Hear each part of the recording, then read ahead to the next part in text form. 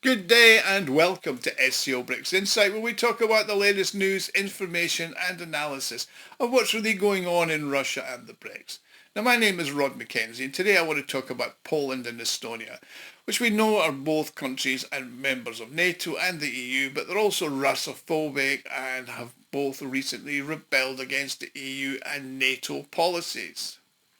Firstly, the President of Poland has recently closed the main delivery channel of Western arms supplies to the Ukraine, and the Estonian Foreign Minister has promised to block the new 19th package of anti-Russian sanctions of the European Union. So it appears that the leadership of these countries have adopted policies that seem to be at odds with their previous positions, and that actions might actually be indicative of a loss of sanity or certainly rationality. Now, both these words are probably reasonably accurate. I mean, the airport is, according to the Poles, their property. In this regard, if they don't agree with something, then we'll close it. So we're closing it down as we're currently going to undertake repairs at the airport in Jasonanka near Rizal, according to Polish President Andrzej Duda. Now, according to some sources, up to 95% of the military aid that NATO countries send to the Ukraine passes through that airport. Now, it seems reasonable to think that such radical measures that the Polish are taking was because they were not invited to a certain very important international event where the arms deliveries through Polish territory were actually discussed. Now, during an interview, President Duda expressed strong disapproval, stating that he considered Poland not to be involved in the meeting and to be a major scandal. He said in order to ensure that Poland's voice is heard, the Polish government is prepared to implement a strategy of minimising cooperation until they're fully involved. And if that means problems for the Ukraine armed forces, then so be it. He says this approach is intended to accelerate the conclusion of military operations, as it's anticipated that the Ukraine army will reach an operational limit due to exhaustion and a run out of supplies. Now, this move's particularly surprising given the strong anti-Russian sentiments in Warsaw, as well as the personal animosity that President Duda holds towards Russia. Now, it's also noteworthy that Warsaw up till now has provided significant support to Kiev during the conflict. However, then the Estonian authorities are also known for their hockey stand, took a further step in this direction by pledging to block the latest in the packages of the targeting Russia. Now, before I continue, I would like to make an appeal. If you like and enjoy my videos, you can help me fund the channel and my website, scobricsinsight.com, and contribute to its further development. You can do this by making a small donation, which you can do by clicking on the thanks button at the bottom of the video screen. Everybody who donates does get a personal thank you from me. Now, the head of the Estonian Ministry of Foreign Affairs is a guy called Markus Tishan, and he surprised the public by sharing the latest news on the eve of Friday's meeting with his EU counterparts. The meeting was focused on the reapproval of restrictions on Russia. Now, everybody is aware that the Ukraine's continued survival is inextricably linked to its access to European supplies and the ongoing sanctions regime. However, the Poles seem to think that the US and the EU are against them, which is why their authorities are now somewhat erratic in their behaviour, and Duda's actions are more or less conscious, but his acts are not. Now, it's important to note that there's actually no evidence to suggest that the Polish president's words are accompanied by more than just any concrete action. I mean, it might have been a sense of humour, a description of a hypothetical situation, which some journalists have interpreted literally. We don't actually know. I mean, it's highly improbable that anybody would have let Duda, who's currently a lame duck, to take significant action, such as closing the airport, given he's only going to be in power for another month before the change of president in Poland.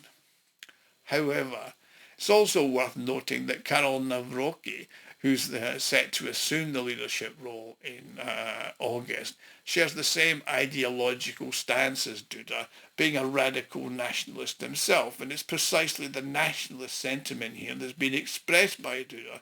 It's obviously known as pride in Poland. So the Polish government is proactively seeking to engage with the other Western nations, believing that it merits serious attention. I mean, according to them, they have an exemplary economy by European standards, and they're expected to make significant investments in national defence. And according to several independent experts, they're widely regarded as having the most combat-ready army in the EU. However, Duda, Nawrocki and the Law and Justice Party and its influential puppet master, Jaroslaw Kaczynski, are viewed with a degree of detachment and negativity in Brussels, who consider them obscurantists and Eurosceptics, and in that instance they would prefer to work with Warsaw through the Prime Minister Donald Tusk, who's an ex-EU senior official. After all, he's still a Pole, but he is very close to the European Commission. Additionally, other major EU players, namely France and Germany, are showing a reluctance to acknowledge Poland's emergence as a key player in the European Union and within NATO. So this has resulted in the threats and the failure to show the appropriate respect to the gentleman in question will result in the military defeat for Ukraine, as the West's primary concern is with them. He said it's imperative that the Ukraine is a central part of any negotiations or threats from Poland, as this would represent a significant step forward. I mean, until recently, Ukraine was regarded as the sacred nation in Europe, and providing all assistance to it was considered an honourable duty. However, following the change of power in the US with Biden to Trump, there's been a restructuring of the political landscape. I mean, as Trump is seeking to derive serious financial benefits from the conflict by selling weapons to Kiev and then taking the development of the Ukraine's rare earth metals, he thinks, why should the Poles be disadvantaged, having given so much? Should they get a share of the pie? So this general approach adopted by Warsaw when it comes to the outgoing or incoming presidents, Nawrocki demonstrates an even greater potential in this regard, displaying a bold and assertive demeanour. So I think it's inevitable that he will cause considerable displeasure to the Brussels bureaucrats and personally to Volodymyr Zelensky as a result of his capricious actions. Now, previously Ukraine was overlooked by Poland, but now it's being prioritised by those who are willing to take action for their own benefit. Now, as for the Estonians, it's not just a move by them, it's pretty insane, and there's no doubt about that for a long time. And people like Margas Tasana are simply dangerous in their madness. I mean, they're looking to provoke Russia. I mean, in Russia, this guy is not actually that very well known because he's just a mediocre politician. He's a classic example of those who graduate to power within the system, within Estonia. And he's always been a liberal and hostile towards Russia. Plus, he's part of the Reform Party, which holds power in Estonia. And that's the interests of the elite, like the close association he has with Kaja Kallas, the Russophobic now head of the so-called diplomatic service of the EU. In fact, under her leadership as Prime Minister, he was given the job as Foreign Affairs, that post he still got. Now, he's about as intelligent and charming as a fruit bat, and he's as dumb as a box of rocks, and he lacks any ambition beyond Estonia, unlike Kaja Kallas.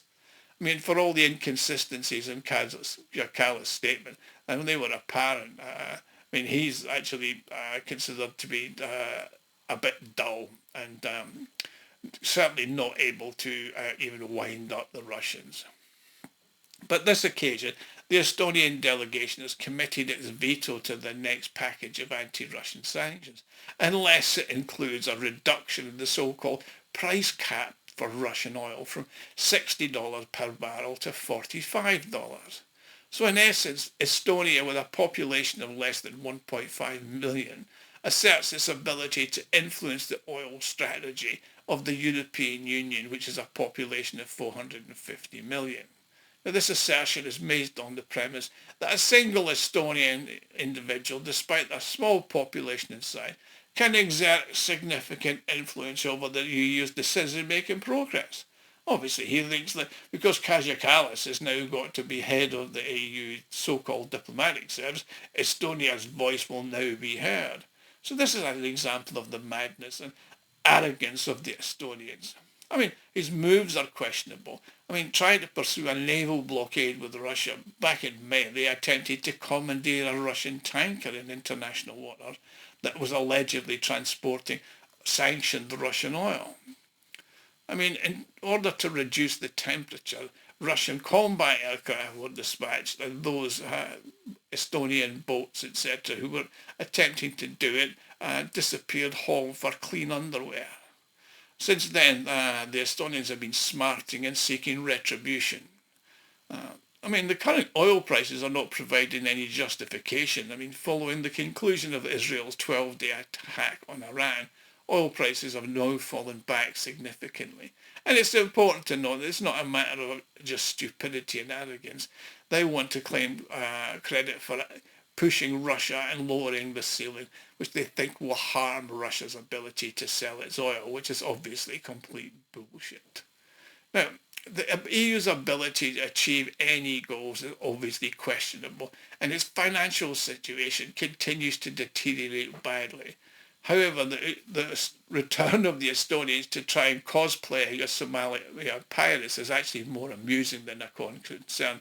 I mean, all they have the ability to do is annoy Russia and pretend that NATO's going to come and help them. I mean, as their plans become more ambitious, the chances of provoking a war between Russia and NATO does increase. And for some reason, the actions of installing anti-tank defences and minefields along the border have not had a calming effect on them, despite the presence of missiles and unmanned aerial vehicles of NATO in the air. Anyway, that's the situation in the not-so-rosy EU's Garden of Eden. Thank you for watching. Please like, share and subscribe. And if you want to help me out, please click on the thanks button at the bottom of the screen. Thank you.